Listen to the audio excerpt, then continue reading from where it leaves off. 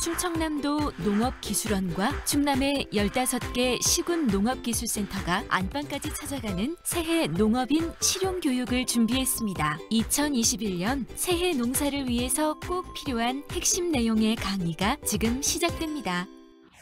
안녕하십니까. 천안시 농업기술센터에 근무하는 한용훈입니다. 코로나 시대 오이 재배 핵심 기술을 가지고 온라인상으로 여러분을 만나 뵙게 되어 대단히 반갑습니다. 천안시 농업기술센터 한용훈 강사를 소개합니다. 맛 좋고 영양 많은 천안 오이 많이 드셔요.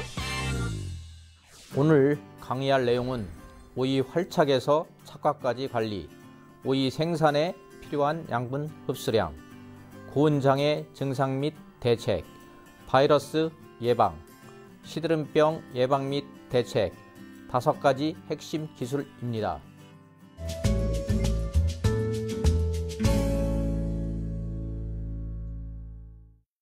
오이를 정식하고 약 20일 정도로 마디수로 보면 대략 11마디에서 12마디가 전개된 시기이며 오이에서는 매우 중요한 시기입니다.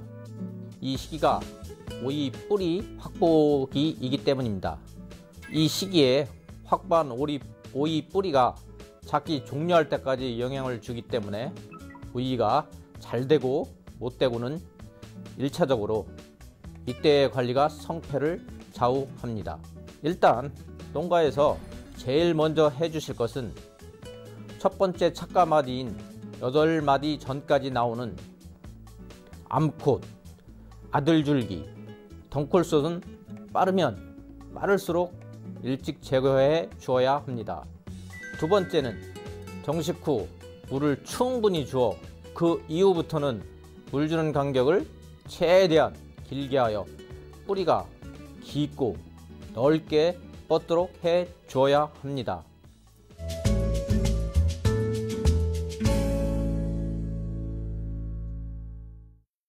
오이, 토마토, 가지, 가채류 1톤을 생산하는데 필요한 양분 흡수량을 보면 질소 가리는 토마토, 가지에 비해 적으며 인산, 칼슘, 마그네슘은 다소 많이 흡수합니다.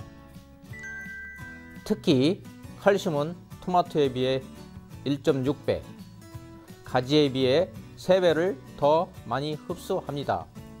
칼슘은 흡수되기가 아주 어려운 성분으로 오이에서는 칼슘이 부족하게 되면 잎에서는 낙하산처럼 생겼다고 해서 낙하산잎이 되고 과실에서는 꼭지가 홀쭉해지는 어깨 빠진가가 나타나며 더욱 심해지면 속이 썩는 갈색 신부가로 발생되므로 칼슘만큼은 토양 관주를 해주면서 주기적으로 연면 시비로 보충해 주어야 이런 생리장애를 예방할 수가 있습니다.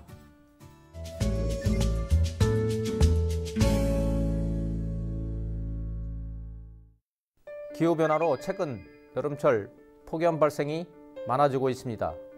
오이는 해가 뜨면서 일을 시작하여 해가 지기까지 양분을 만듭니다.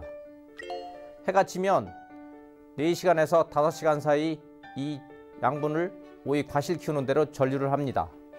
오이가 좋아하는 온도는 23도에서 28도씨인데 그 이상 고온에 처하면 오이는 증산량과 호흡량이 증가되어 이 양분을 과실 키우는 데 쓰지 못하고 오이 자체적으로 생존하는 에너지원으로 쓰게 되어 오이 생육을 불량하게 만드는 큰 원인으로 작용하고 있습니다.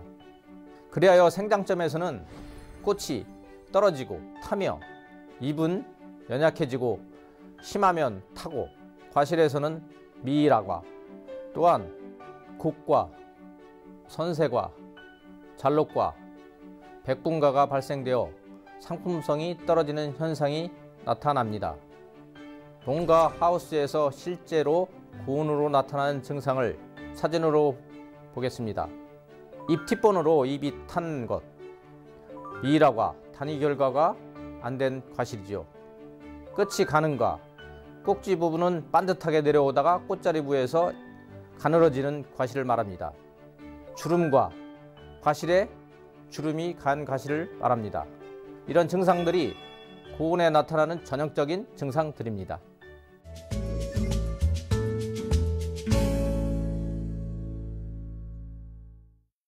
고온기 하우스 온도 사례입니다.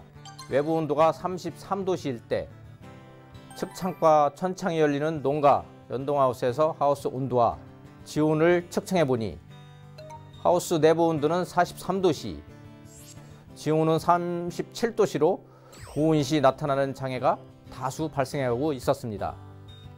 실제 농가에서 관리한 고온기 하우스 온도 저감 사례입니다. 외부 온도가 34도씨일 때 3중 단동하우스에서 검정 차광만 설치하였을 때 하우스 내부 온도는 45도씨까지 올라갔습니다. 스프링쿨러를 하우스 동과 동 사이에 6개를 설치하고 지하수를 돌리고 하우스 한 동당 환풍기 6대를 가동하였더니 온도가 6에서 8도씨 떨어지는 효과가 있었습니다. 이 사례는 농가가 직접 영농 현장에서 하고 있는 사례입니다. 앞에서 사례 봤듯이 고온 극복 기술 몇 가지만 말씀드리면, 녹색 차광망이나 검은색 차광망을 이용하여서 고온을 극복하는 기술입니다. 이 차광망을 이용하는 것은 단가가 싸고 설치가 간편하지만 한번 설치하면 다시 거들 때까지 기다려야 한다는 단점이 있습니다. 그 다음 수막 재배를 이용한 스프링쿨러 시설입니다. 수막 재배에서 사용하는 관을 스프링쿨러로 이용해서 외부에 지하수를 뿌려서 하우스 온도를 떨어뜨리는 방법입니다. 강제 환풍기를 이용하는 방법입니다. 단동하우스는 천창이 없기 때문에 그 열이 곡부에 모이기 때문에 강제 환풍기로 그 뜨거운 열기를 밖으로 내보내는 방법이 단동하우스에서는 효과가 좋습니다. 이 방법을 사용하려면 강제 환풍기를 설치하는 설치비가 좀 필요합니다. 쿨레트를 이용하는 방법입니다. 텐트에서 비가 온다든가 햇빛을 차단하기 위해서 후라이라는 걸 치죠. 그런 방식을 이용하여 하우스에 쿨레트를 뒤집어 씌우는 방법입니다. 설치가 간단하지만 한동 씌우는데 상당히 고가이기 때문에 설치비가 많이 소요됩니다. 이외에도 화학적 방법으로는 하우스 외부에 차광 도포제를 뿌려서 빛을 차단하는 방법이나 오이의 연면 시비를 직접 실시하는 과산화수소를 이용하는 기술 등이 있습니다.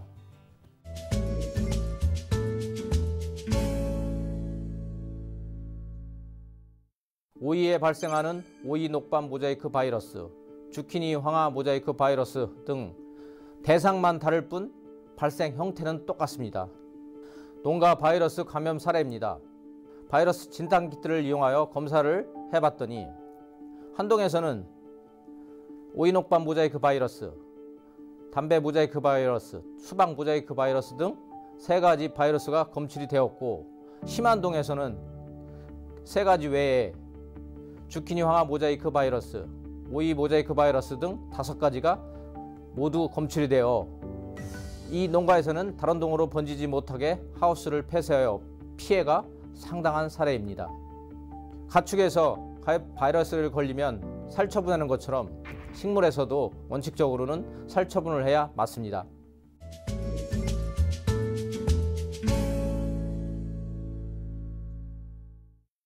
오이에서 발생하는 바이러스는 즙액에 의한 접촉 전염과 진딧물에 의한 축매 전염 2가지가 있습니다. 즙액 전염은 사람의 비말 전염과 비슷한 것으로 발견 즉시 제거하는 것이 전염원을 최소화하는 방법입니다. 제거할 때는 오이 접수보다 대목을 절단하여 시들어진 후에 밖으로 드러내든가 아니면 비닐봉지를 바로 갖고 들어가서 비닐봉지에 집어넣고 밀폐하여 드러내야 전염원을 줄일 수 있습니다. 오이에서 축매 전염 바이러스는 오직 진딧물에서만 전염되기 때문에 예방 차원에서 하우스에서 시작하는 첫 번째 동의 측면과 마지막 동에 끝나는 측면에 1.4mm 이하의 한랭사로 쳐주면 상당한 예방 효과가 있습니다. 이 방법은 사람이 코로나 바이러스 예방으로 마스크를 착용하는 것과 같은 이치입니다. 일부 농가에서는 한랭사 대신 모기장을 치는데 이 모기장은 구멍이 너무 크기 때문에 진딧물 방제는 어렵고 나방 방제에 주로 사용하는 방법입니다. 주의할 것은 단동하우스에서 한랭사를 전체동을 쳐주면 환기가 안 되어 오히려 오이 생육이 불량해집니다. 이 점을 주의해서 한랭사를 쳐주시기 바랍니다. 각 시군 농업기술센터에서 12월부터 내년 1월까지 새해 농업인 실용교육이 진행됩니다. 농촌진흥청과 농업기술원 그리고 시군 농업기술센터가 함께하는 새해 농업인 실용교육에 많이들 참여하셔요.